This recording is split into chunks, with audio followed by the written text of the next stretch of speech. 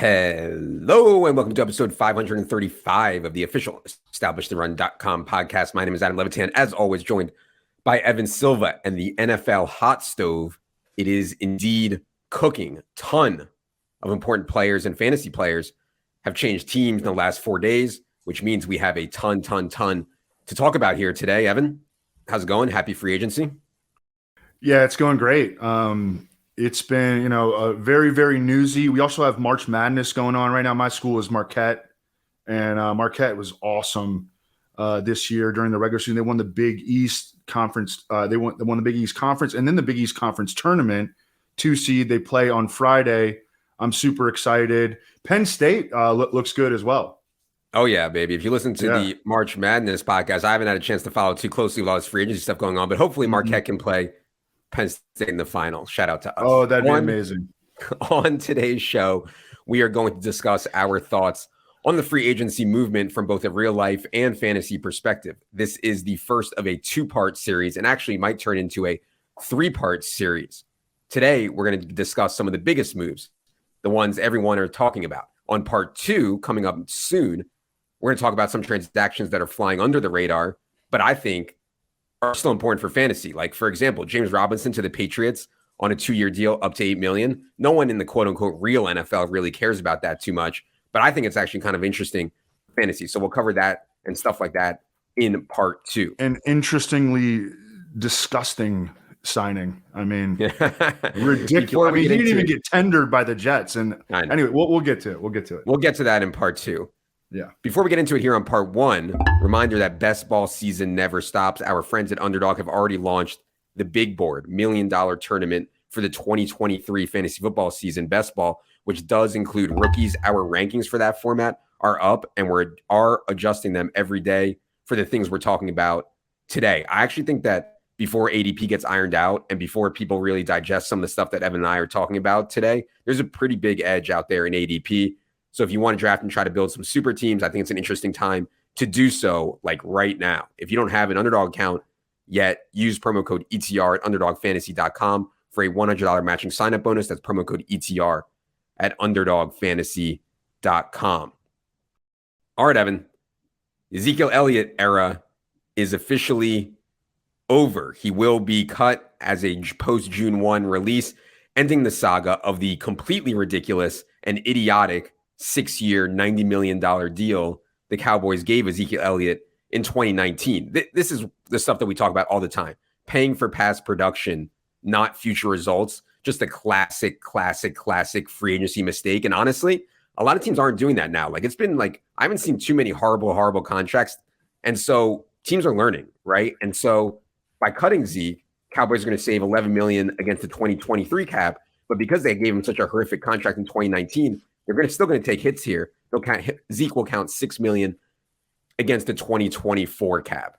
So obviously now we have Tony Pollard. We have Malik Davis. Evan, what did you think of the Cowboys' decision? I didn't think they'd have the gumption to do it, man. Credit to them for ripping the Band-Aid off. What do you think about the Zeke situation? I guess I'm not giving them too much credit here because they never should have done that deal. If they hadn't done that deal, think about the Cowboys' offense, which was already pretty good, last year, all things considered. If they had never done that deal, they probably would have been able to keep Amari Cooper. Tony Pollard would have been their lead back, which he wound up becoming just because based on performance. Now they're going to 2023. Tony Pollard coming off this injury, which is expected to be a smooth recovery, positioned to be their lead back, and deservedly so. But overdue for the Cowboys to move on from Ezekiel Elliott, and I think that their offense will be better for it. One thing we talked about on a couple episodes ago was the Cowboys' decision to use the franchise tag on Tony Pollard. He's on a 1-year, roughly $10 million deal. As Evan said, he's coming off that nasty broken leg he suffered in the playoffs. The only other back on their roster right now is Malik Davis. I think they could still add a big back type because I'm still not sure they want to go completely nuts on Tony Pollard workload. We are building in some risk of them adding someone in the draft. There's still some free agents out there. We have Tony Pollard 18th overall right now in our best ball rankings. I could see us moving him up if they don't add someone. I think the best question is, will Tony Pollard get goal line work? Because this team is going to try to run the ball a ton and play defense a ton. And one free agency move that maybe we should talk about is the trade for Stephon Gilmore. They get Leighton Vander Esch back. I mean, they could have a really, really good defense and build the offense around Tony Pollard. What do you think about Tony Pollard's fantasy outlook as it stands right now with just him and Malik Davis on the roster? Yeah, just eyeballing it. I haven't done any rankings of my own yet. I'll start doing that when free agency slows down. But I would be surprised if I didn't have Tony Pollard probably well above RB18. As you mentioned, they could absolutely bring in a veteran. They almost certainly will. They do have Rico Dowdle as well on the roster, I believe. So To be clear, we have 18th overall, not RB18. Oh, 18th overall. Correct. Okay. All right. Never mind. That's pretty high, but I think that's deservedly so. He's a super explosive player in a productive offense. I think that makes a lot of sense. That's middle of the second round. Yep. Okay. Aaron Rodgers has not officially made his decision yet, but it's pretty much a done deal. Aaron Rodgers will be playing for the Jets. And by the way, we're recording this Thursday at 9:30 a.m. I'm sure that stuff will happen as we're doing this and before it gets out. But anyways, Aaron Rodgers is going to the Jets. We don't have the terms of the trade yet. But look, man, this Jets team is going to have a lot of talent. Aaron Rodgers, Garrett Wilson, Elijah Moore, Breece Hall, assuming he's healthy, Alan Lazard, which we'll talk about in a second here. Plenty of talent on defense. They're going for it. And I think they have a pretty good team. The conference is obviously really, really brutal. But getting Aaron Rodgers just solidifies the quarterback position so much. What did you think of Aaron Rodgers' decision? And what do you think about the Jets and their offense going forward? I think that they're going to have a really solid team. And I think that my fantasy expectations for Aaron Rodgers are probably going to be somewhat conservative. They're really good on defense. They're well coached on defense. And I don't think that, they're going to be like a shootout team. But I mean, he is surrounded by weapons. I like I think their offensive line is on an upward trajectory. And he is going to be able to jump right in and play because he knows the offense under Nathaniel Hackett. And they're bringing along some familiarity from Green Bay via some of their signings. So I don't know. My guess early on would be that I would have him in the quarterback 12 to 16 range from a fantasy standpoint. But I mean, it's obviously awesome for the Jets. I mean, the Jets were a legit good team last year. It's just they had big problems at the quarterback position. They've obviously acknowledged that Zach Wilson is not the answer. I don't even think that they could lean on Zach Wilson to be their number 2 quarterback. I think he's going to have to be their number 3. They're going to have to go with someone else. Maybe bring back Joe Flacco at the number 2 spot. Yeah, it's hard to be the backup quarterback when you're bagging groceries at Safeway, like Zach Wilson's future holds here. I will say this: Garrett Wilson, everybody's excited about him. He is going to be incredibly expensive. Our first run of rankings here has him around 16th overall. His ADP on Underdog right now is around 15th overall. I mean, you're talking very, very expensive for Garrett Wilson, who was impressive as a rookie, now gets Aaron Rodgers. I thought it was an overpay on Alan Lazard, and we did that free agency preview, and I suggested that Alan Lazard would get overpaid. 4 years, $44 million, $22 million guaranteed. I guess they just thought they had to do this to get Aaron Rodgers to come. It's a lot of money for Alan Lazard, who is not that productive and was never really that productive with Aaron Rodgers, but he's kind of a blocking wide receiver. Maybe a worthwhile overpay, though. Evan, what do you think about the Alan Lazard signing? Yeah, I don't have a problem with it. I think $11 million per season for, a decent number 2 receiver isn't terrible, at all. I mean, last year we were talking about everybody's ripping the Jaguars for giving Christian Kirk $18 million a year. As you mentioned at the top, it's been a very conservative free agent market. It's almost like the teams are colluding, really, because, I mean, no one is getting overpaid. We're talking about Alan Lazard at $11 million per year being an overpay. And I think relative to this market, that's a fine statement. But relative to past markets, no, I think it makes a ton of sense. And I think, as you mentioned, it was a deal that made sense because it's helping to lure Aaron Rodgers to the Jets. For sure.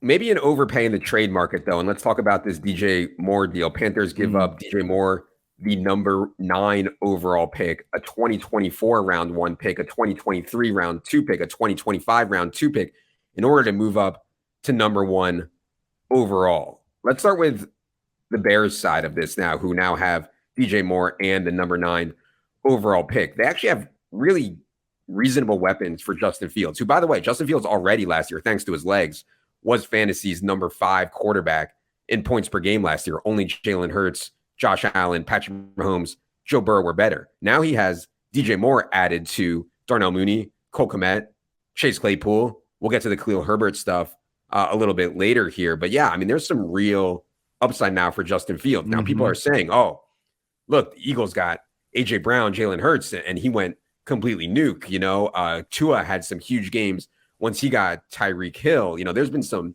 big-time quarterback improvements. What do you think about Justin Fields and the DJ Moore situation going forward? Well, I think that it's the next step in Justin Fields' development for the Bears to open up their passing offense. They were the run-heaviest team in the NFL last year. They knew that, I mean, this dude was out here throwing to Byron Pringle and Equanimous St. Brown. Darnell Mooney got hurt late in the year. You know, so adding weapons was just a natural part of the evolution for Justin Fields. I think they'll throw the ball more. I think they'll still be largely run-heavy in 2023. But I think that they're absolutely going to throw the ball more. They have to throw the ball. They have to open up the offense. And so I think that this was, you know, an indication that they know that. DJ Moore is 25. He turns 26. Actually, I think in like a week or something like that.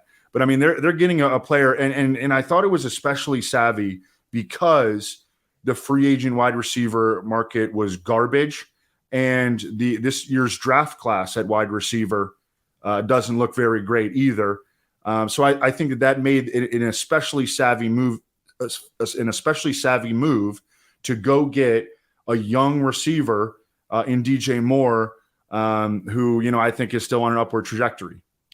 I really like the move for the Bears. I didn't think there was a slam dunk number 1 quarterback available at the number 1 overall pick. You have Justin Fields already, and regular listeners know how I feel about DJ Moore. Really, really good player. I think the deal, I mean, they got a haul, man. I mean, the Bears got a haul, and I think it was a really sharp move for them. Justin Fields, by the way, we have him in the second tier of quarterback. Our first tier of quarterbacks right now is Allen, Mahomes, and Hurts. Second tier is more of the Fields, Lamar Jackson, Burrow range. All these quarterbacks are going to be going much higher than people are used to going forward. But yeah, Justin Fields is going to be an asset for sure. Yeah, I mean, Justin Fields was the quarterback 5 this past season. Yep. I think you can make an argument actually for him in the top tier. So now the Panthers on the flip side, CJ Stroud is like sort of the heavy favorite now to be the number 1 overall pick. And I think he's absolutely going to end up playing right away. They signed Andy Dalton to be their sort of their bridge quarterback, but I mean, he's going to be their backup quarterback. It's problematic though, because I mean, who's CJ Stroud going to be throwing to? You know, after they get rid of DJ Moore. Exactly. It's ugly for sure. They've been linked to Adam Thielen, which we'll get to in part 2 of this pod. We'll see what the Panthers decide to do there. Miles Sanders, speaking of the Panthers, Miles Sanders, 4 years, $25 million. Now, listen, it's not a lot. I like Miles Sanders. He can play. I get it. You know, it's only, quote unquote, only $6 million a year. One of the reasons, or a huge reason, Miles Sanders was so efficient, and again, I like Miles Sanders. One of the reasons he's so efficient, Eagles' outrageously good offensive line, Jalen Hurts, the scheme. If Miles Sanders is as efficient with the Panthers as he was with the Eagles, I will be absolutely stunned. And I'm not sure that you needed to spend this much to solve your running back issue as the Panthers did. Dante Foreman remains a free agent. The link here, of course, is Deuce Staley is now the assistant head coach and running back coach for the Panthers. He knows Miles Sanders well from their time together in Philly. Look, I don't want to get on here and crush every single running back deal, right? Like somebody, Miles Sanders can play. I get it. I just think you could do it for cheaper. And so I didn't love this one, but what do you think of Miles Sanders going to the Panthers 4 years, $25 million? We don't have the details on this contract yet in terms of guarantees. From a real life standpoint, I can totally see being critical of this. I think it's a decent fantasy landing spot for him, though. You know, it looks like the Panthers are not going to bring back Dante Foreman, who gave him a bunch of big games last year. And I think that Chuba Hubbard is not, you know, he's a backup in the NFL. And I think that Miles Sanders is a starter. So I think it's actually kind of a decent landing spot for Miles Sanders in fantasy. in real life, yeah, it was one of those. I was just like, what wasn't that impressed with the move. The question I think for Miles Sanders' fantasy outlook is, will he be used in the receiving game? We saw last year Miles Sanders became like really, really touchdown dependent, really, really 100-yard bonus dependent because the Eagles just did not throw the football to him whatsoever. I still think it's in his game. I don't know what you think there, Evan. Do you think he can bounce back as a receiver with CJ Stroud or whoever they take? Yeah, I do. I think that his usage in the receiving game could almost skyrocket because it was really, really low last year. And, he was playing in a run-heavy offense with the Eagles with a running quarterback. And CJ Stroud is more of a pocket passer. And I think that Miles Sanders is not necessarily going to have a ton of competition to play in obvious passing situations and on third down. So, again, I kind of like the landing spot for Miles Sanders from a fantasy standpoint. By the way, I'm not giving up on Anthony Richardson 30-1 to go number 1 overall. Like CJ Stroud, I get is the favorite right now, but we'll see. A lot will happen. Minds change. Minds change. You remember, very recently the 49ers were going to take Mac Jones, and then they were convinced to take Trey Lance. So minds can change. Absolutely. Interesting trade I wanted to talk about. Darren Waller to the Giants for a round 3 pick. And by the way, this is the pick, the Giants pick they gave up to get Darren Waller is the pick they got from Kansas City in the Kadarius Toney trade. So in other words, they basically swapped Kadarius Toney for Darren Waller a little bit later. It's an interesting deal, man. The Giants are obviously so desperate for pass catchers, right? Like Daniel Jones was very good last year, as we talked about plenty, with absolutely brutal pass catchers. The problem is I'm worried Darren Waller has already peaked. He was awesome a couple years ago, like such a talented guy, real mismatch creator. He's 31 now. He's been struggling to stay healthy, but man, he's going to a spot with such little target competition. Brian Daboll knows how to use his players. What do you think about Darren Waller trade and his outlook on the Giants? The Giants are trying to piece this thing together from a pass catching standpoint because, they had nothing last year, and they're just trying to add talent. They also signed Paris Campbell. They also re-signed Sterling Shepard. They're going to be getting Wan'Dale Robinson back, although his ACL recovery is TBD.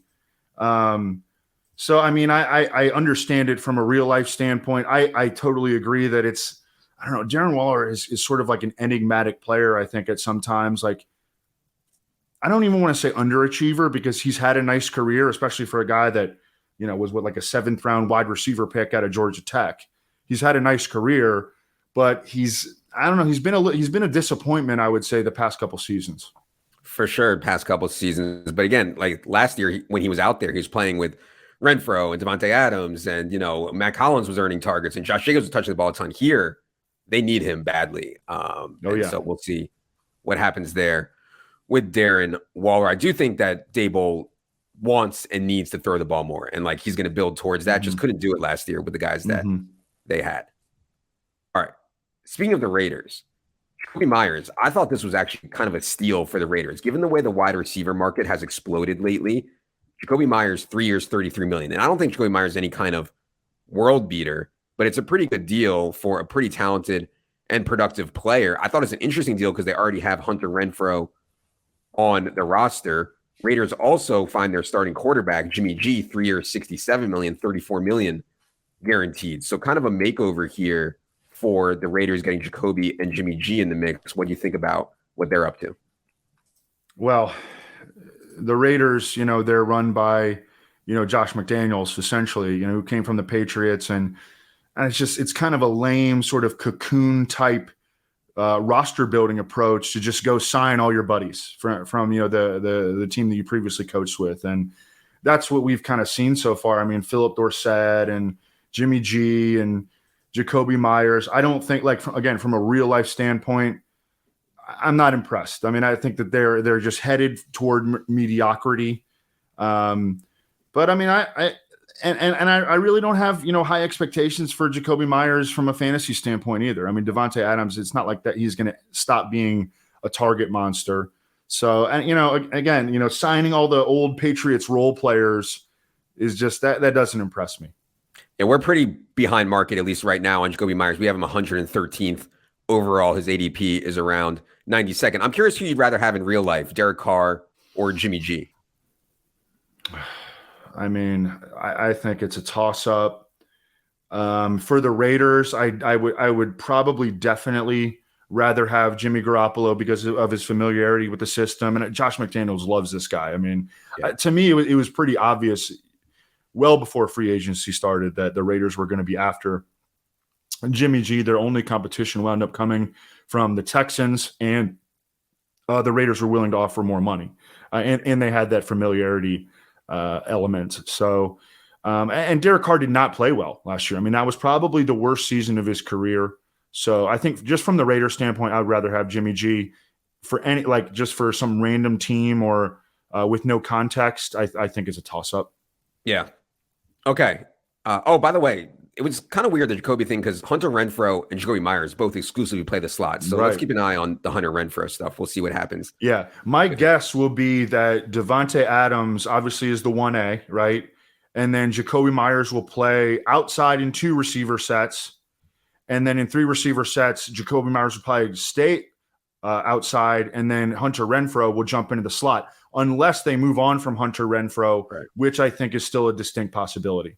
Yeah, I think Joey Myers outside would be a kind of a misuse of his talents. But yeah, anyways, speaking of misuse. So what are the Patriots doing, man? Like, I think pretty clearly Jacoby Myers is better than JuJu Smith-Schuster at this point in their career. They let Jacoby walk, and it's like, okay, maybe you're saving money or whatever. You don't want to pay Jacoby. Then they turn around and give JuJu 3 years, $33 million with a bunch of guaranteed money. I'm not sure I would want this commitment to JuJu. I mean, they are really thin at pass catcher now, are the Patriots. What do you think of JuJu? And by the way, the Chiefs have left themselves somewhat thin also. But first, what do you think of the Patriots' move to replace Jacoby Myers immediately with JuJu Smith-Schuster for the same exact contract?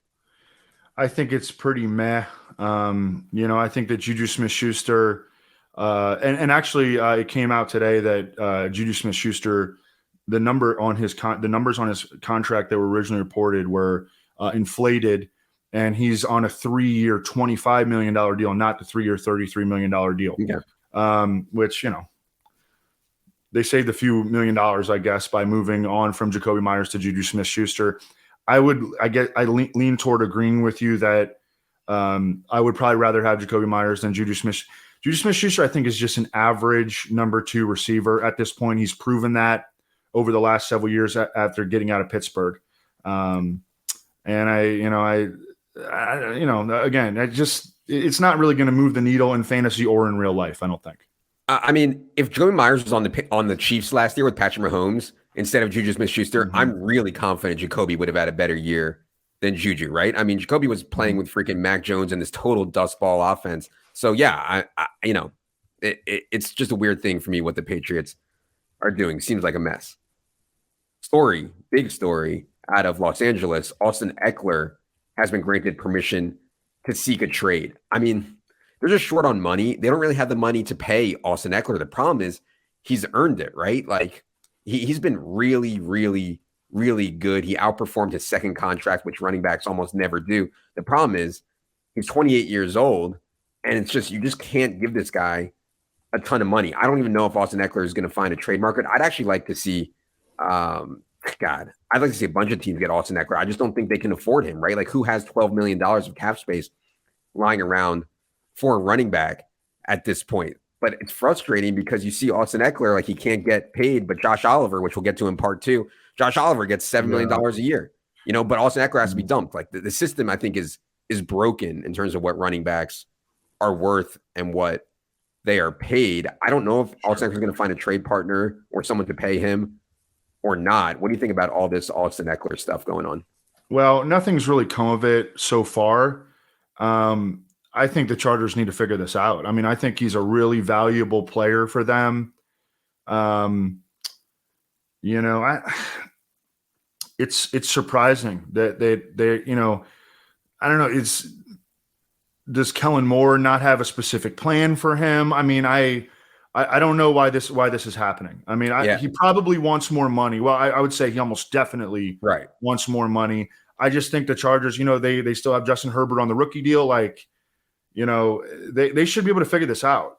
Yeah, I think they can find the money if they really, really want to, but they are strapped. They just paid Mike Williams. They've invested a bunch in the offensive line. I agree with you that Austin Ekeler is really, really valuable to them and a really good player and like the kind of running back that I would want to play wins in the Right. red zone, wins in the receiving game, you know? So yeah, it's certainly messy right now. I still think that they could figure it out. I mean, if I had to bet right now, I would say he's back with the Chargers next year. Yeah. Like I think that's the most likely scenario. Interesting one for the Eagles. We already talked about how they let Miles Sanders walk, and Miles Sanders gets 4 years, 24 million or so. They come back with Rashaad Penny, 1 year, 1.35 million. And like, everybody's in the comments, it's going to be the same thing. Rashaad Penny is a bad signing. He's going to get hurt. He's going to get hurt. He's going to get hurt. He can't stay healthy. He's going to get hurt.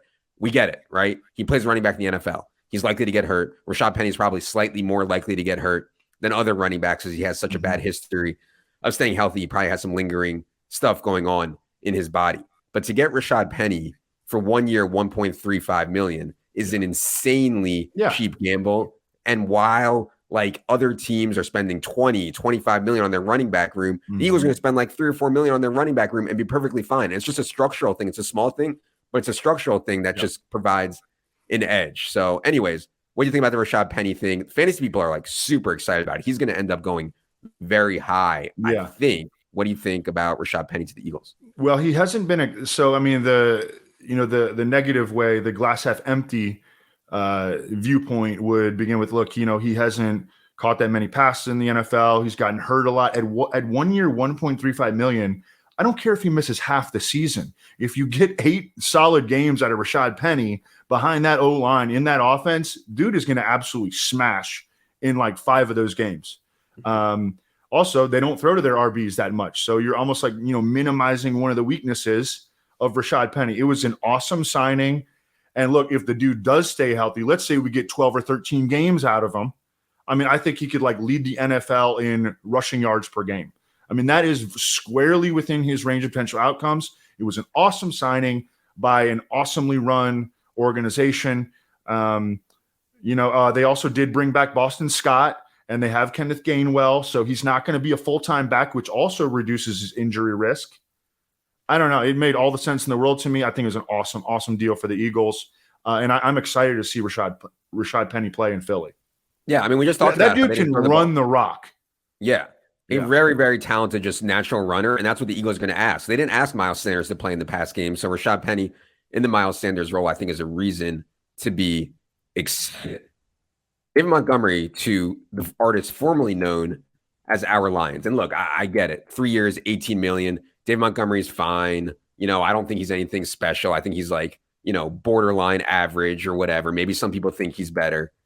I want to see the Lions dump all their money to defense. And maybe now that they will spend all their draft picks on defense. The more thing to me is like, they just hate DeAndre Swift. I mean, not only did they give David Montgomery 3 years, 18 million, but they also brought back Craig Reynolds, who played and stole snaps from DeAndre Swift. It's just so clear to me that they don't love DeAndre Swift in any kind of workhorse role. So what do you think about David Montgomery? I think everybody's on the Lions now. I was looking for reasons to move off of #OurLions anyways, because everybody's on them now. And so this was the straw that broke the camel's back. Official announcement here. They are no longer #OurLions. I mean, okay, they're my Lions then. All right, I'm gonna keep them. I totally disagree with this. As I told you on Twitter, that's not a lot of money, dude. $6 million a year. Also, it's backloaded. The deal is backloaded a little bit. I think it's fine. And I'm no big fan of David Montgomery, but he is a legit 3-down back. And you need another RB to go with DeAndre Swift, and David Montgomery will probably end up being the lead back for the Lions, and DeAndre Swift will be that 7 to 11 touch per game, change of pace / obvious passing down back, and I think they're going to be fine. It's just it's not that big of a deal, Adam. Well, the people want to know: will you be betting on David Montgomery to lead the NFL in rushing touchdowns at 100 to 1? Well, I think that. Well, he's not going to have those that long of odds. I think he'll be like, I think he'll be like 40 to 1 or 50 to 1. But no, I'm not betting that. but he could score a lot of touchdowns. I mean, Yeah. I'm not penciling him for 17 like Jamaal got. Do you think he's better than Jamaal Williams? I think he is. Yes, definitely. Okay. Definitely. We'll get to Jamaal Williams here in a second. But yeah, I definitely think Dave Montgomery's better. Jamaal Williams, I mean, just like fell into the end zone, Right. from the 2-yard line yeah. 17 times. I mean, it was insane. It was ridiculous. Absolutely insane. On the Bears side here, the biggest thing for me is like I really like DeAndre Swift and they just don't like him. That's my biggest disagreement. Anyways, on the Bears side, I like Khalil Herbert. And we've seen what you can do when you have a quarterback like Justin Fields with the Jalen Hurts stuff. They just draw so much attention. Efficiency, I think, is going to be there for Khalil Herbert. So I like this decision by the Bears to move on from David Montgomery, even though he was not expensive. They're going to ride with Khalil Herbert. They did add Travis Homer on a 2-year, $4.5 million deal. But yeah, Khalil Herbert is going to be a very, very interesting fantasy discussion. We have him pretty low in our rankings right now. I would probably have him, will move up as things go along. His ADP is currently in the 90s. What do you think about Khalil Herbert and going forward for the Bears run game? Well, it's still wait and see. The Bears have a ton of draft picks. I mean, I think they got at least 10, and I think that they could still trade down again. Actually, they moved down to number 9 after they trade away number 1. I still think they could move down again. They're probably going to draft a running back at some point. The amount of draft capital that they spend on that RB will be key. They could still add a veteran RB. So I think it's still a little bit touch and go. But man, on paper right now, Khalil Herbert, as what is ADP in the 90s, bro, that's an absolute smash. I'll be clicking the hell out of that button. Yeah, for sure. Saints made a couple moves here. We know they have Derek Carr as their quarterback. They brought back Jameis Winston to be the backup. Michael Thomas, somewhat surprisingly, is coming back to the Saints on a renegotiated deal, 1 year, $10 million, max value of $15 million in incentives. And this is kind of the deal that Michael Thomas has to take right now. Just barely played in the last 3 years due to injuries. I thought when he was out there last year, for that short time he was out there, he actually looked okay, like fine. Like he still can play. So I actually kind of like this incentive-laden 1 year deal for Michael Thomas. They also add Jamaal Williams, 3 years, $12 million, $8 million guaranteed. This one I did not like. But let's start with the Michael Thomas one first. What do you think about his fantasy outlook going forward now that Michael Thomas will be back with the Saints paired with Derek Carr? It's been so long since we've seen him play for an extended period of time. I mean, it's really tough to say. I think that he belongs to, in like the mid to late rounds from a fantasy standpoint. I like his fit with Derek Carr. Derek Carr's had a lot of success throwing to receivers over the middle of the field. Darren Waller, Hunter Renfrow, most recently. That's definitely an area of the field where he's willing to pull the trigger. And if Michael Thomas can somehow get and stay healthy, I like the move. But I don't know. We have not seen this dude on the field in so long. They also gave a nice little deal to Juwan Johnson, who I think could see a more expanded role. Remember, he played wide receiver in college. He's like a really good athlete. He had some big games last year. He had a lot of garbage time production, but I mean, he flashed big playability, and they kept him on a 2-year, $12 million deal as a restricted free agent. Yep. So, yeah. One of the reasons I was out on one of the many reasons I was out on Michael Thomas last year was because I didn't think he fit with Jameis, and I was worried about the Taysom stuff. I think some stability in Derek Carr. Michael Thomas is a better fit with Derek Carr than he was. And also now that they've given Derek Carr all this money, maybe we'll see less Taysom stuff. So yeah, I'm not going to be like completely out on Michael Thomas this year. The Jamaal Williams thing though, man, like if you look at the way Jamaal Williams won last year, he just like happened to get more volume and he happened to get the ball around the goal line a lot. I don't want to crush every running back deal. It's only 3 years, $12 million, $8 million guaranteed. But I'm not excited about it. The Alvin Kamara situation though, like, if they lose Alvin Kamara for games and they have to like really ride Jamaal Williams, that is going to be a mess. What do you think about the Saints running back situation now that we know they have Jamaal Williams? I think it's a pretty big threat to Alvin Kamara's touchdown projection. And it's going to end up being because Jamaal Williams, although we know he is like a pretty average, mediocre talent, we also know that he's a guy that coaches love. I mean, he doesn't fumble. He He has, a quote unquote nose for the end zone. He's really good in blitz protection. Alvin Kamara did not have a good year last year. So I think it's a pretty major blow to Alvin Kamara's upside. They were looking for reasons not to play Alvin Kamara. I mean, Yeah. they played Mark Ingram. When Mark Ingram was healthy, like they down the stretch, they were giving Mark Ingram significant work when he was healthy ahead of Alvin Kamara. And so, yeah, it's very scary right now on the Kamara stuff. Last thing I want to talk about today is the Lamar Jackson discussion. Got the non-exclusive tag from the Ravens, $32.4 million. Non-exclusive tag means that a team can now negotiate with Lamar Jackson. He's free to negotiate with anyone. If he reaches an agreement with a team, the Ravens will have a chance to match that deal. If they choose not to match the deal, they'll get 2 first-round picks. Now, I thought this would set off just an absolute firestorm of teams lining up to do a deal with Lamar Jackson. What was weird was like every team came out and said, no, we're not interested through like reporter mouthpieces. I have a bet on the Falcons to win the Super Bowl, right? Immediately, Falcons come out and say they're not interested. Raiders say they're not interested. They get Jimmy G. Panthers, not interested. They trade the number one overall pick. Commanders, not interested. We'll talk about what they're doing at quarterback in the next episode. Dolphins come out and say they're not interested. It was just like really weird for everyone to come out and say they're not interested in who I think is one of the best quarterbacks in the entire league. I don't know what's going to happen with Lamar Jackson going forward, but I'm surprised that we haven't heard more about teams at least trying to negotiate with him, poking around. Let's have a call. Let's see what we can do.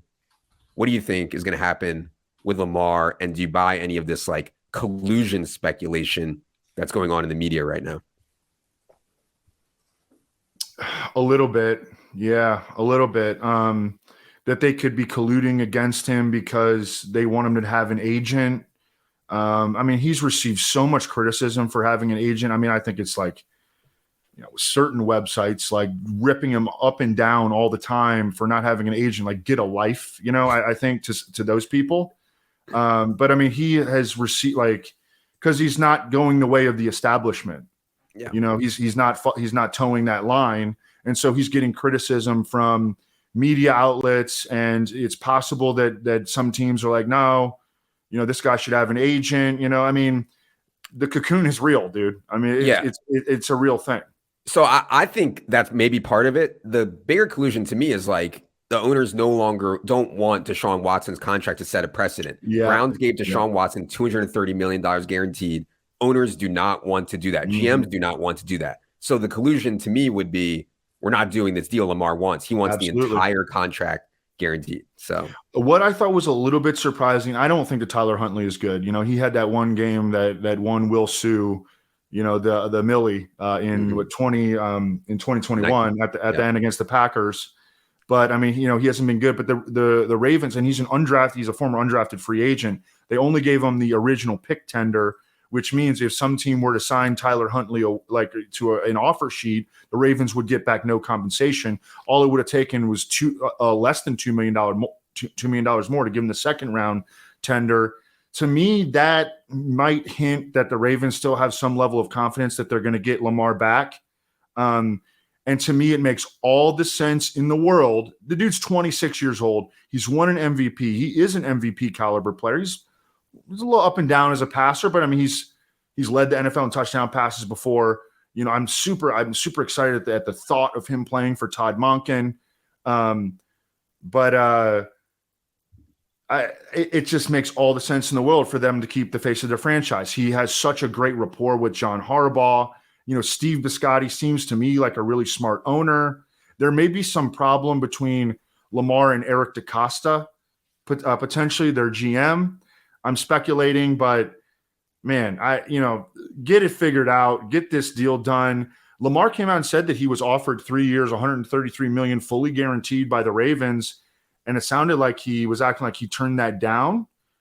I think that if that offer comes, or let's say, let's bump it up to 3 years, 140, he should take that, man. I think that he should take that. That would be an awesome contract for him, and the Ravens get their guy back. I'm staying optimistic that he goes back to Baltimore. Yeah, we'll talk about some of the quarterback deals that have gotten done recently on the next episode, i.e. Daniel Jones, Geno Smith. Lamar Jackson should blow those guys out of the water, and I think that's what he's going through in his head right now. And I think it comes down to the Ravens just don't want to guarantee, 200 plus million, and we'll see what happens there for sure. By the way, breaking news into the show, nothing too important, but DJ Chark will be visiting the Panthers on Friday. We talked about what the Panthers will do to replace DJ Moore. DJ Chark would be an interesting vertical threat, at least not the same kind of player as DJ Moore, but at least I think a sneaky guy that Evan and I both like we talked about on the free agency preview show. All right, we will be back next episode to talk through more of the free agency stuff, some sneaky signings that went down that we think are important for fantasy. Be sure to stay tuned for that. We would really appreciate it this offseason as you consume all this free content. If you hit the subscribe button, if you're watching on YouTube, if you're listening on iTunes or anywhere else, hit the subscribe button. Really, really, really does help us out a lot. Also, if you're interested in golf or NBA or XFL, all that stuff is going down on the site right now. Masters season, major season is coming up in golf. Great time to be alive. For Evan, for producer Luke, I'm Adam. Good luck, everybody.